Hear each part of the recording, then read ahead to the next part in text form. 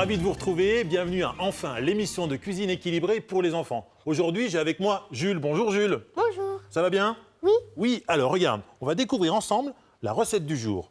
On va travailler sur les muffins aux légumes.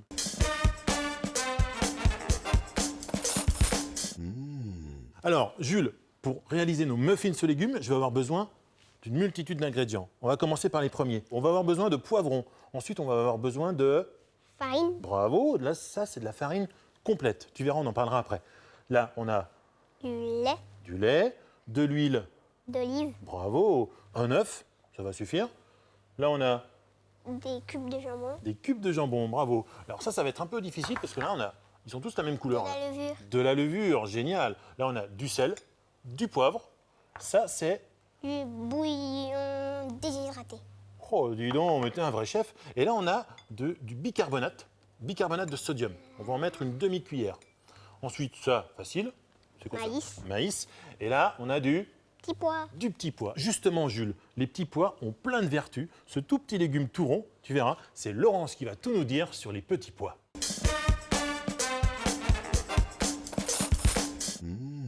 Avec les petits pois, on fait le plein de vitamine C.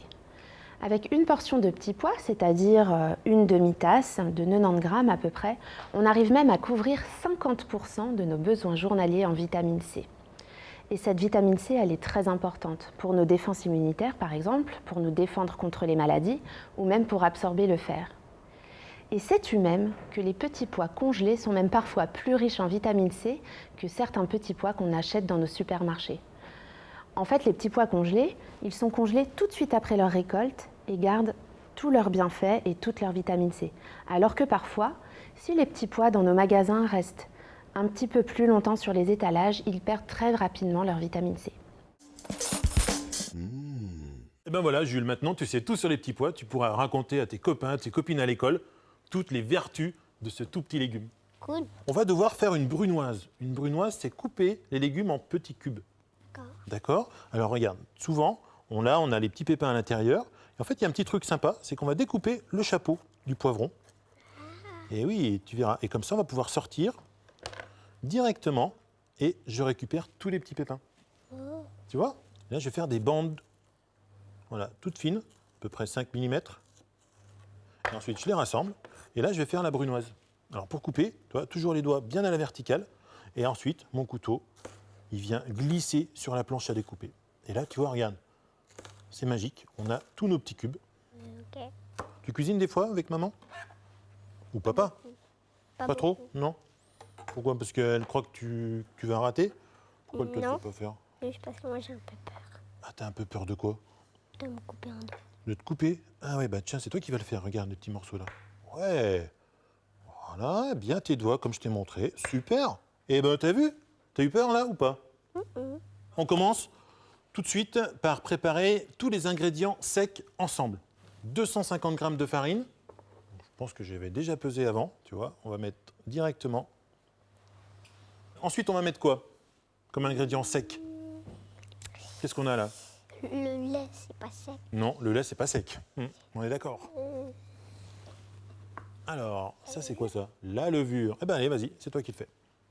Tu mets tout, là, il y a 2 cuillères à peu près, 2 cuillères à café. Voilà. Après, le bouillon de légumes, ça, c'est sec ou c'est liquide? Sec. Allez, tu le mets. Voilà. Et là, on va mettre 2 pincées de poivre. Le poivre, ça va relever un petit peu l'ensemble. Très bien, puis je vois que tu répartis, tu as le bon geste. Super. C'est bon pour le poivre. Qu'est-ce qui nous manque maintenant? Le sel. Allez, le sel. Alors là, on peut saler aussi. Non, tu mets pas tout. Non. Allez. Très bien. Super. C'est salé, c'est bon. Salé, poivré. Ensuite, qu'est-ce qui nous manque? Le fameux... le bicarbonate de sodium. Ah voilà. Eh oui. Donc là, on en met une demi-cuillère à café. Et on répartit. Très bien, superbe. Maintenant, on va s'occuper de nos ingrédients Liquide. liquides. Voilà, tu suis. Alors, le liquide, on va mettre quoi dedans? Le lait. Le lait, on en veut 250 grammes. Tout. Tu mets tout, tu viens bien au milieu du saladier pour la verser. Parfait. Après, qu'est-ce qu'on a encore comme ingrédient liquide? Là, je t'ai aidé un petit peu. L'huile d'olive. L'huile d'olive. Alors, tu verses tout. Ouais, je vois que tu verses chaque fois en cercle, c'est très bien. Et puis là, alors le liquide, là, qu'est-ce qui nous manque comme ingrédient liquide? À l'intérieur de l'œuf, il y a un peu de liquide. Eh oui, bravo. Allez, toc toc, ouais, encore. Ouais, c'est bon. Et tu le casses dans le petit saladier. Avec tes 2 pouces, tu vas écarter comme ça, en séparant les 2 moitiés. Ouais, génial. C'est bon? Il y a tout? Pas de coquille. Je récupère l'œuf, il n'y a pas de coquille, tu vérifies? Allez, tu verses dedans Pas de coquille. le blanc et le jaune. Alors pour mélanger, je te montre le geste. Alors, bon, moi je te montre à droite, toi tu fais à gauche. Hein, vu que tu es gaucher, on vient incliner un petit peu le saladier, comme ceci. Et avec le fouet, il vient faire des ronds, comme ça, d'accord? On sort et on rentre dans le liquide. On sort et on rentre, comme ça. T'essayes? Vas-y. Voilà. Aussi, ouais, très bien. Ouais, est-ce que c'est bien mélangé pour toi? Oui. Alors, stop. Tu te souviens, tout à l'heure, on a mis de la farine. Qu'est-ce qu'on a dit sur la farine qu'elle était? Complète. Complète. Dis donc, mais t'as une mémoire d'éléphant. Oh. Waouh, énorme. Là, voilà, la farine complète, à la différence de la farine blanche. Est-ce que tu sais la différence? Non? Eh bien, justement, on va voir la réponse. C'est Laurence qui va tout nous raconter sur la farine.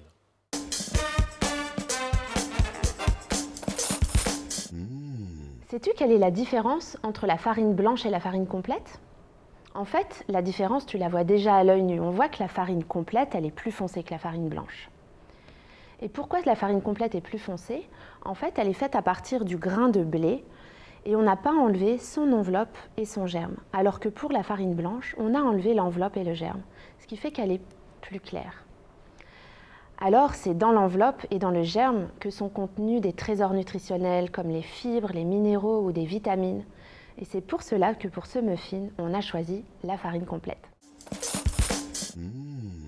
Moi, je vais mélanger avec le fouet. Et toi, pendant ce temps, tu vas verser cuillère par cuillère la farine.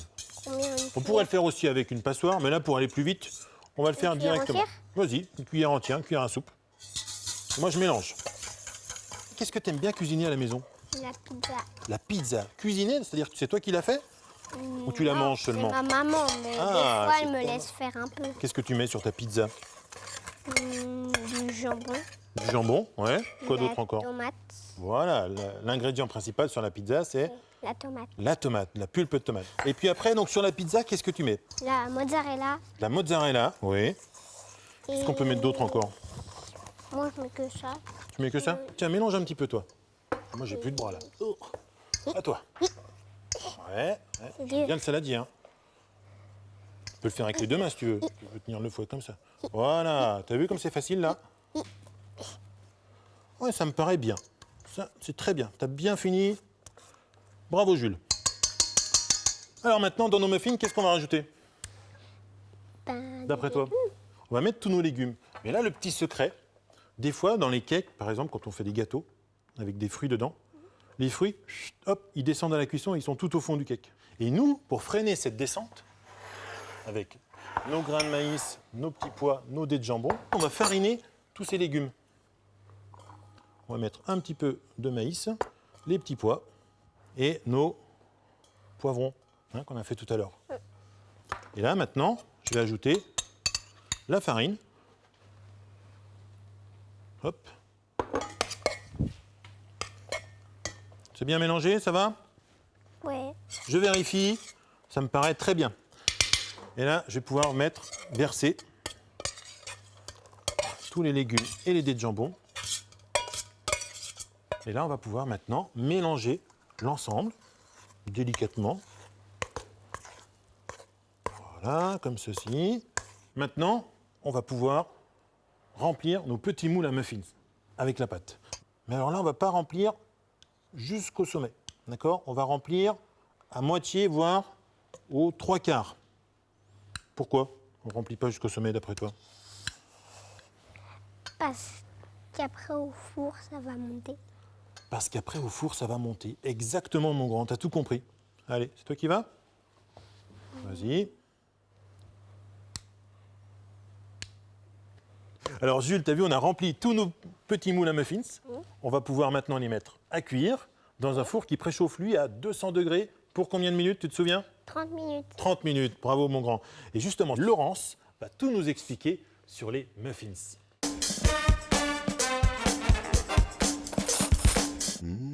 À quel moment pourrait-on déguster ce muffin? En guise de pique-nique, par exemple, il est idéal, ou alors même en collation de 10 heures à la récréation. Il est parfois difficile pour nous, les parents, de trouver des idées pour les collations saines de nos enfants. Alors voici quelques astuces. Essayez de varier. Par exemple, pensez aux noix, aux noisettes, qui sont riches en lipides, qui sont bons pour la santé. Pensez également aux fruits ou alors aux légumes coupés, tels que les carottes par exemple. Une tranche de pain complet peut être très bien. Pensez également à ce que votre enfant n'a pas pris au petit déjeuner et avec lequel vous devriez compléter à la collation de 10 heures, comme un yaourt à boire par exemple si votre enfant n'a pas eu de lait le matin. Et puis pensez à réserver les gâteaux ou autres snacks pour des occasions rares. C'est bon.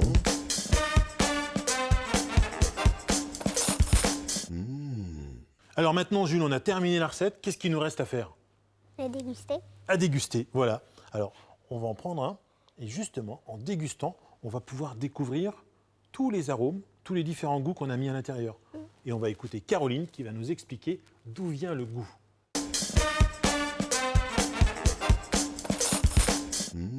Je suis sûre que ça t'est déjà arrivé de manger un aliment que tu n'aimais pas en te bouchant le nez. Pourquoi?